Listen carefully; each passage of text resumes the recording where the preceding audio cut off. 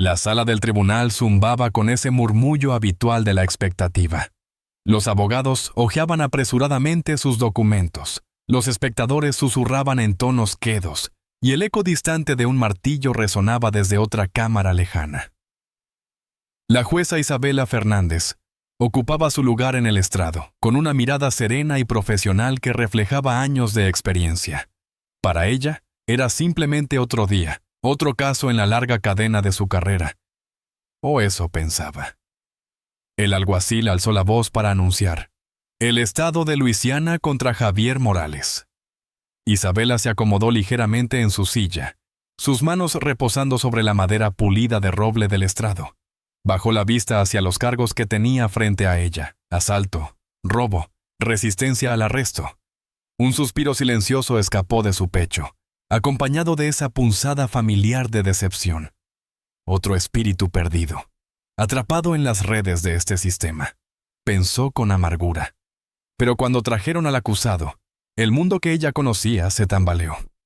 El hombre que entró, con grilletes en muñecas y tobillos, no era un extraño cualquiera. Era Javier Morales, su Javier. Su garganta se cerró de golpe, mientras una avalancha de recuerdos la golpeaba sin piedad. Las tardes cálidas de verano corriendo en bicicletas por las calles polvorientas de Hammond, Luisiana. Las conversaciones interminables bajo la sombra del magnolio en el patio trasero de su casa.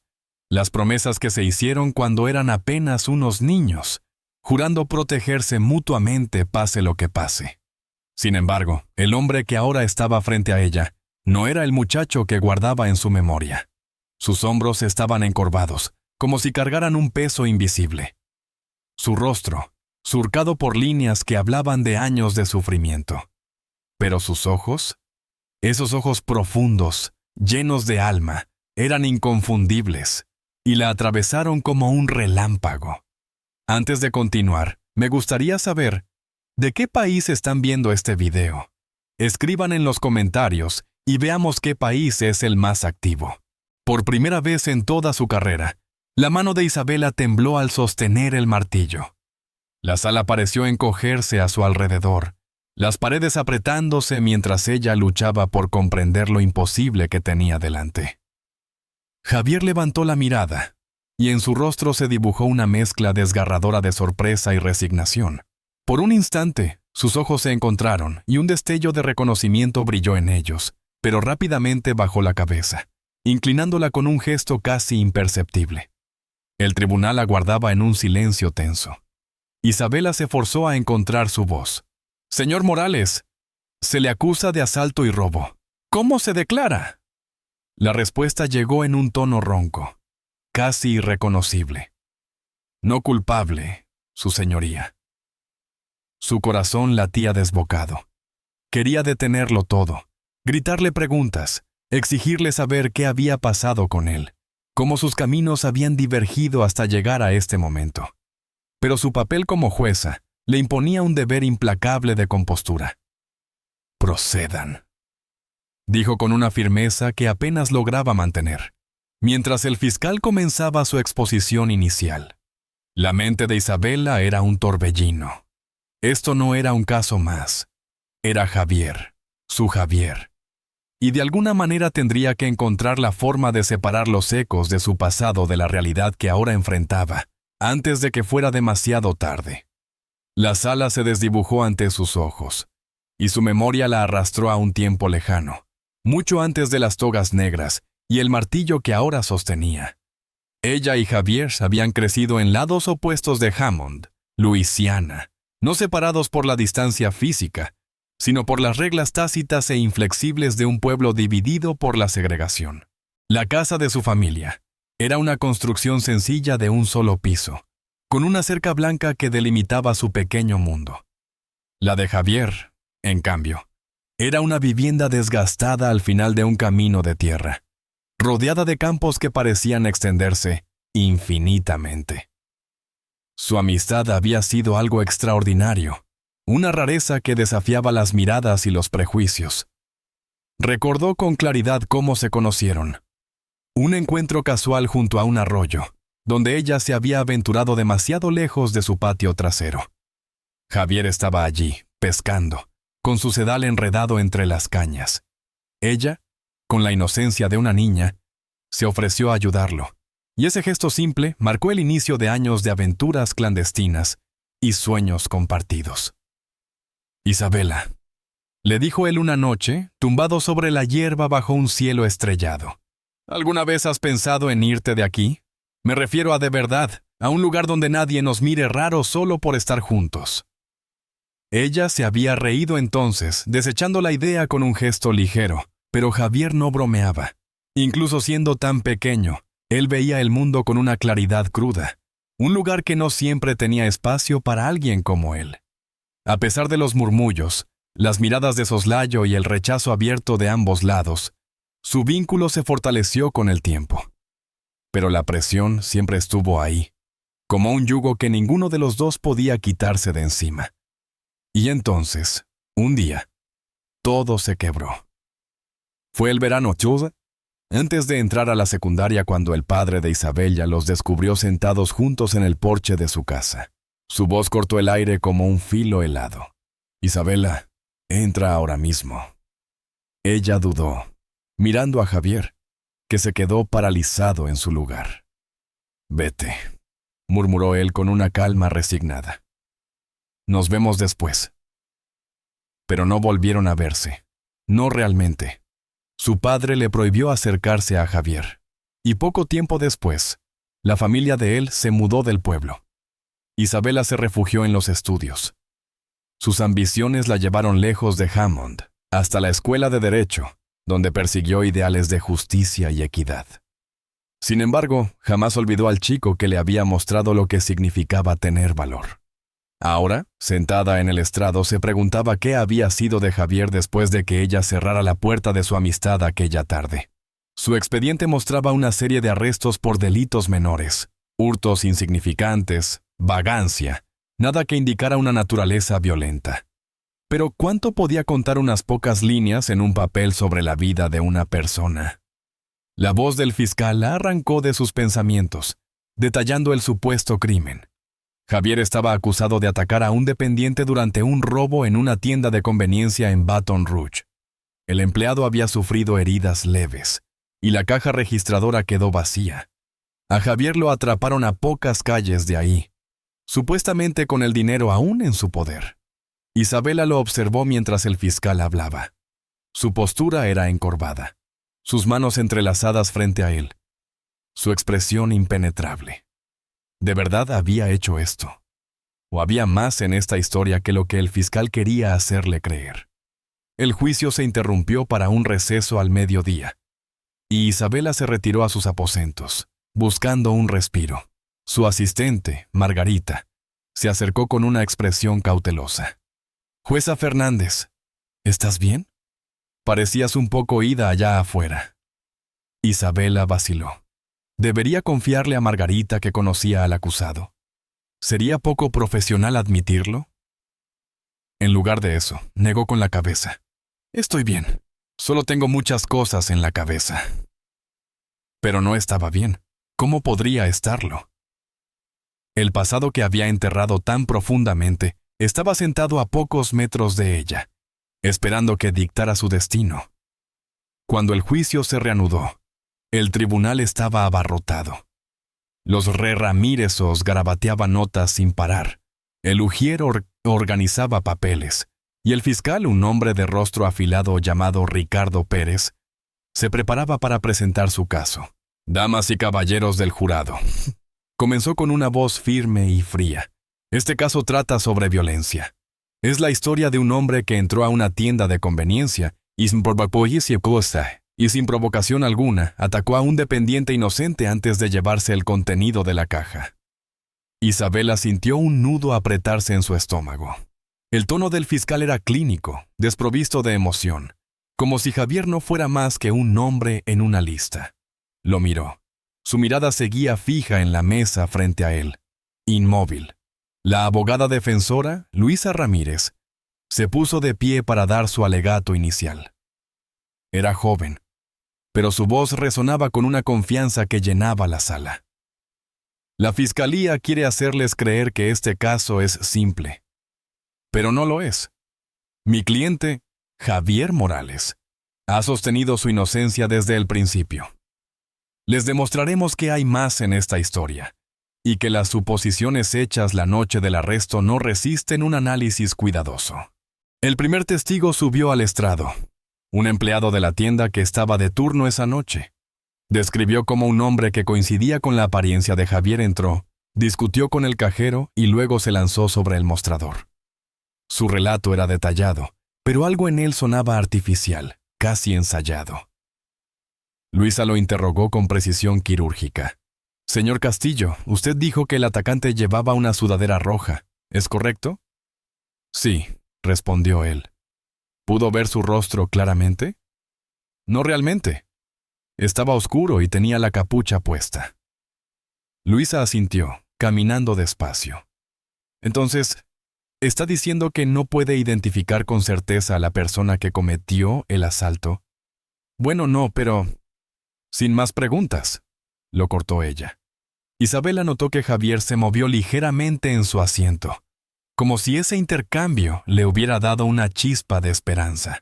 Luego presentaron un video de vigilancia de la tienda.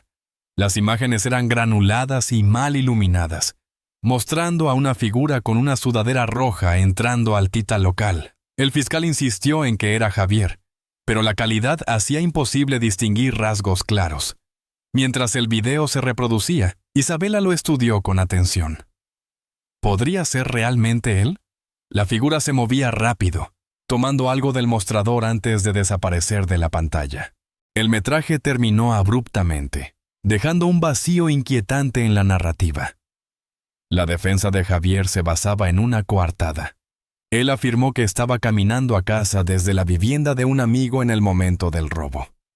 Sin embargo, ese amigo se negó a testificar, alegando miedo a represalias de la comunidad. Luisa argumentó que la falta de un testigo dispuesto no anulaba la inocencia de Javier, pero las expresiones del jurado reflejaban escepticismo. A medida que el juicio avanzaba, Isabela sentía el peso de su posición oprimiéndola. Se suponía que debía ser imparcial, un pilar de justicia, pero ¿cómo podía lograrlo cuando cada momento la llevaba de vuelta a su infancia? El niño que una vez fue su amigo más cercano, ahora era un hombre luchando por su libertad, y ella era quien debía decidir su suerte. Cuando el tribunal levantó la sesión por ese día, Isabela se quedó en el estrado, sus dedos acariciando los bordes del martillo. Quería hablar con Javier, preguntarle directamente qué había sucedido, pero sabía que no podía.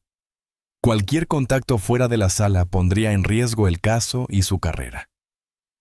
Mientras lo veía salir escoltado, con las cadenas tintineando, su determinación flaqueó. Siempre había confiado en el sistema de justicia, en su capacidad para desentrañar la verdad, pero por primera vez se preguntó si esa verdad era algo que el sistema podía realmente alcanzar.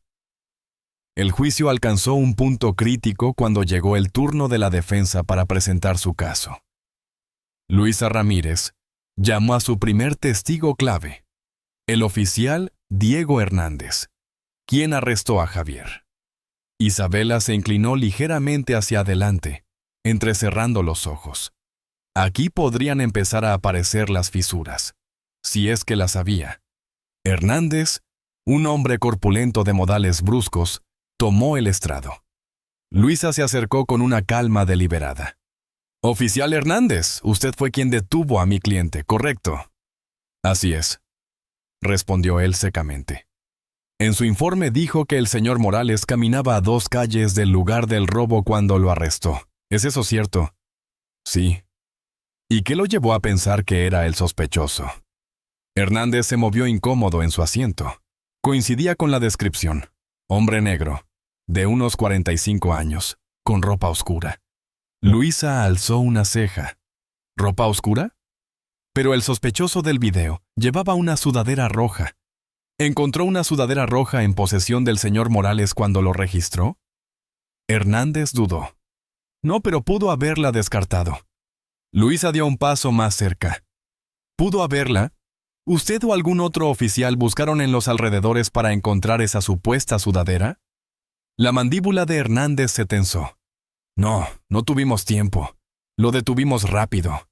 Luisa insistió. Entonces, para aclarar, usted arrestó a mi cliente basándose en una descripción vaga, sin evidencia física que lo conectara con la escena. El silencio del oficial fue más elocuente que cualquier palabra. Isabela miró al jurado. Algunos intercambiaron miradas de incertidumbre. Luisa no había terminado. Oficial Hernández, ¿recuerda si el señor Morales dijo algo al momento de su arresto? Protestó. Dijo que era inocente. ¿Y consideró investigar su afirmación?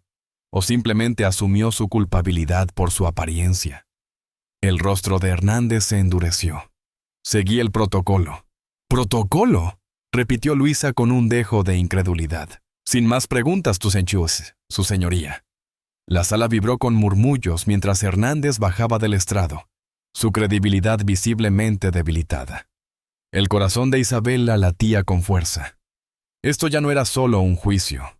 Era un ajuste de cuentas, no solo para Javier, sino para un sistema que parecía demasiado ansioso por condenarlo. El siguiente movimiento de la defensa fue inesperado. Luisa llamó a un testigo experto, un analista forense que había revisado el video de vigilancia. El experto explicó que, según la altura y complexión de la figura en las imágenes, no había forma definitiva de confirmar que fuera Javier. Además, el sello de tiempo del video había sido alterado, lo que ponía en duda su fiabilidad. El fiscal intentó desestimar el testimonio como mera especulación, pero el jurado parecía inquieto. Una sombra de duda se coló en la sala, y Isabela podía sentir su peso. Al final del día, Javier tuvo la oportunidad de hablar en su propia defensa. A pesar de las advertencias de Luisa sobre los riesgos, él insistió. Se puso de pie, las cadenas resonando suavemente, y su voz, aunque baja, llevaba una sinceridad cruda. He cometido errores en mi vida, comenzó, mirando directamente al jurado. He tomado caminos equivocados. Confié en las personas incorrectas, pero no hice esto. Esa noche, solo caminaba a casa, ocupado en mis propios asuntos, cuando la policía me detuvo.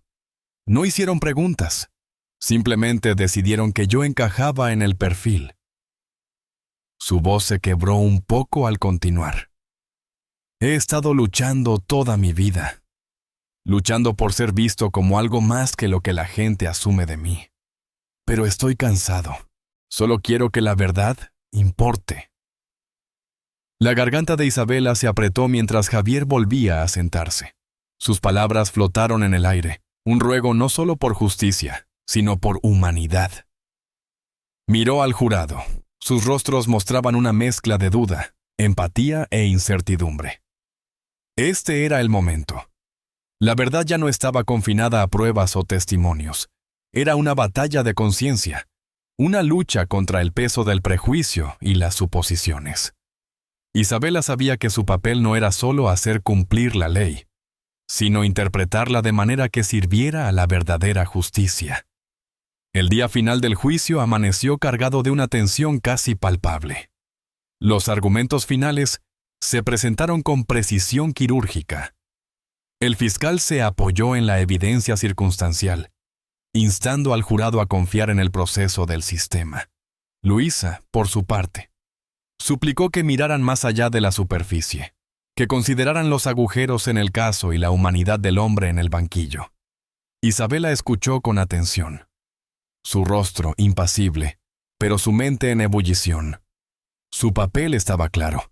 No podía influir en el jurado, pero tendría la última palabra si el veredicto dejaba espacio para interpretación. La carga de asegurar la justicia pesaba sobre ella como nunca antes. El jurado deliberó durante horas. La sala se vació y volvió a llenarse mientras la gente estiraba las piernas o intercambiaba susurros. Javier permanecía sentado en silencio, sus manos apretadas con fuerza frente a él.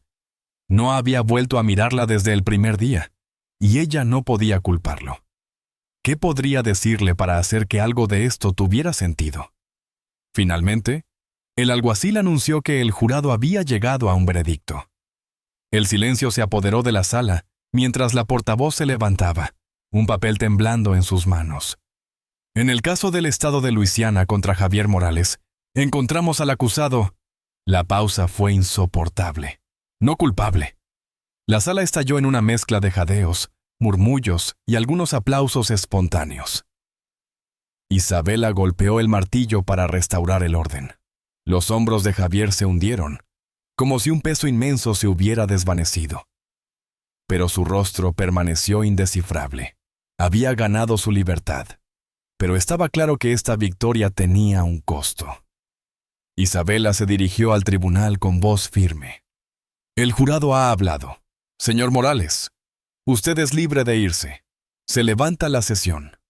Mientras la sala se vaciaba, ella se quedó atrás, observándolo mientras firmaba los papeles de su liberación. Por un momento, pensó que él se marcharía sin decir palabra, pero entonces Javier se giró y caminó hacia ella. El lugar estaba casi desierto ahora. Solo quedaban algunos ujieres recogiendo y Margarita organizando archivos. Javier se detuvo a pocos pasos del estrado, su expresión cautelosa. «No me debes nada», dijo en voz baja. «Pero quiero saber por qué no dijiste nada. Tú me conocías». Isabela sintió que las palabras se le atoraban en la garganta. Porque no podía. Tenía que ser justa. Si hubiera dicho algo, habría puesto en riesgo el caso. Javier la estudió, su rostro mostrando una mezcla de dolor y comprensión. ¿Justa?, repitió con un dejo amargo. Ese es el problema, Isabela. El mundo nunca ha sido justo, no para alguien como yo. Ella asintió lentamente, bajando la mirada hacia la madera pulida del estrado. Tienes razón. Ojalá hubiera hecho más en aquel entonces. Ojalá pudiera hacer más ahora. Javier suspiró, y la tensión en su postura se suavizó un poco. Éramos niños, no sabíamos cómo funcionaba todo. Pero ahora sí lo sabes, ¿verdad? Sí, respondió ella, su voz firme. Y lo siento. Él le dedicó un leve asentimiento. Luego se dio la vuelta y caminó hacia las puertas del tribunal, con la espalda recta mientras desaparecía de su vista. Isabela se quedó sola en la sala vacía, el peso de sus palabras aplastándola. Había cumplido con la ley, pero el juicio le había revelado una verdad más profunda. La justicia no se trataba solo de veredictos y pruebas. Se trataba de las vidas moldeadas por sistemas mucho más grandes que cualquier persona. Para Isabela, fue un despertar. Su posición no era solo un asiento de autoridad, sino una plataforma para el cambio. Mientras dejaba el tribunal esa noche, con el sol desvaneciéndose y proyectando sombras largas sobre las escaleras, hizo un voto silencioso. No podía cambiar el pasado, pero haría todo lo que estuviera en su poder para que el futuro ofreciera más que promesas vacías de equidad. Sería difícil, tal vez imposible, pero se lo debía a Javier y a sí misma. Valía la pena intentarlo. ¿Qué opinas de esta historia? Me encantaría escuchar tus pensamientos. Deja un comentario abajo. No olvides darle like y suscribirte para más contenido increíble que llegará pronto.